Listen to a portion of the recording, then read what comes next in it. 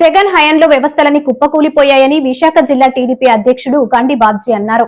ఆయన మాట్లాడుతూ చంద్రబాబు సీఎం పగ్గాలు చేపట్టే వాటికి సుమారు 11 లక్షల కోట్ల అప్పులతో రాష్ట్రం ఉందన్నారు.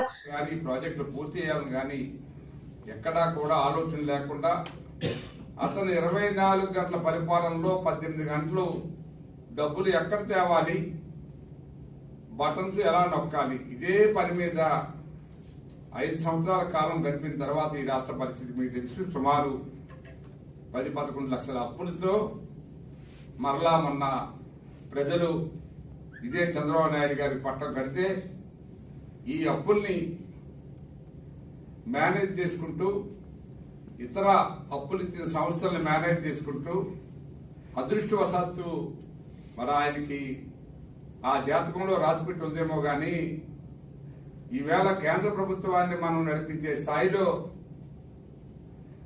మరి ఆయనకి అవకాశం వచ్చింది కాబట్టి ఆ అవకాశం లేకపోతే ఈవేళ మనం కూడా ప్రభుత్వం ప్రజలు ఇచ్చిన ప్రభుత్వాన్ని నడపలేక ఇబ్బంది ఉండే పరిస్థితి వచ్చేది. అందుకనే ఆయన మహద్జాతకుడు అని చెప్పి చెప్పక తప్పదు. ఈవేళ ఆయన కేంద్ర ప్రభుత్వ సహకారంతో మన రాష్ట్రానికి అప్పుడే సుమారు 4 లక్షల కోట్ల రూపాయలు పెట్టుబడులు దగ్గర తీసుకొచ్చినట్లు లెక్క. ఇప్పటికీ మన జిల్లాలోనే, మన ఉమ్మడి జిల్లాలోనే చూసాం సుమారు 2 లక్షల కోట్ల రూపాయలు శంకుస్థాపన ప్రధానమంత్రి చేతుల మీదుగా చేయించడం మనందరికీ తెలిసిన విషయమే.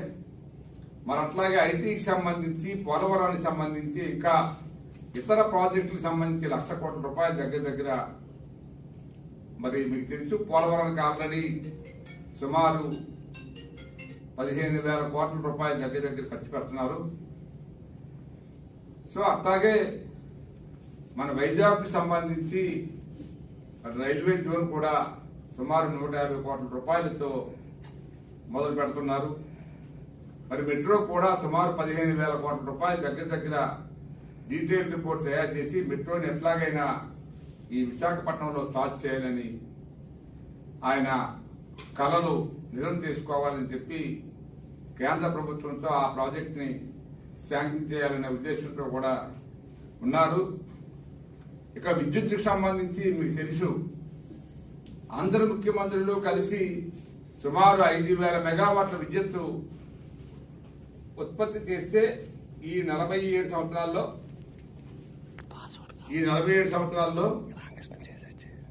సుమారు 18 మంది ముఖ్యమంత్రులు పరిపాలనలో ఈ 5,000 మెగావాట్లే విద్యుత్తును ఉత్పత్తి చేస్తే ఈయనొక్కటే ఈ హయాంలో సుమారు 15,000 కోట్ల మెగావాట్ల విద్యుత్తును ఉత్పత్తి చేయడం జరిగింది. కాబట్టి ఈవేళ విద్యుత్తులో మనం ముందంజలో ఉన్నాం. మూర్ఖుడు ఏదైతే జగన్మోహన్ రెడ్డి 1924 మధ్యలో మన చంద్రబాబు నాయుడు గారు చేసుకున్న ఒప్పందాలను రద్దు చేయడం వల్లనే ఇంకా ఈ విద్యుత్ మీద మనకు పూర్తిగా నష్టాలు వస్తున్నాయి. డిస్కామ్ల అప్పులతో ఉన్నాయి. కాబట్టి ఆ రోజే ఆ ప్రాజెక్టుల్ని కంటిన్యూ చేస్తుంటే ఈవేళ మనకు విద్యుత్ మీద చాలా లాభాలు వచ్చాయి. ఇప్పుడిప్పుడే కేంద్ర ప్రభుత్వం ద్వారా కూడా ఈ సూర్యగారు అనే పథకం ద్వారా ప్రతి గ్రామంలో కూడా ఈ సోలార్ పవర్ వాడాలనే ఉద్దేశంతో దీని ద్వారా సుమారు 4,000 మెగావాట్ల విద్యుత్తుని ఈ రాష్ట్రంలో కవర్ చేయాలనే ఆలోచనతో ఉన్నారు. అప్పుడు డెఫినెట్ గా ఇటు వినియోగదారులకి ఉపయోగం ఉంటుంది, అటు ప్రభుత్వానికి ఉపయోగం ఉంటుందనే ఉద్దేశంతో దాన్ని ప్రతి ఒక్క ఎమ్మెల్యే, ఇన్ఛార్జీలు, నాయకులు అందరూ కూడా ఎంకరేజ్ చేయాలనే ఆలోచనతో పనిచేయమని చెప్పి సూచించడం జరిగింది.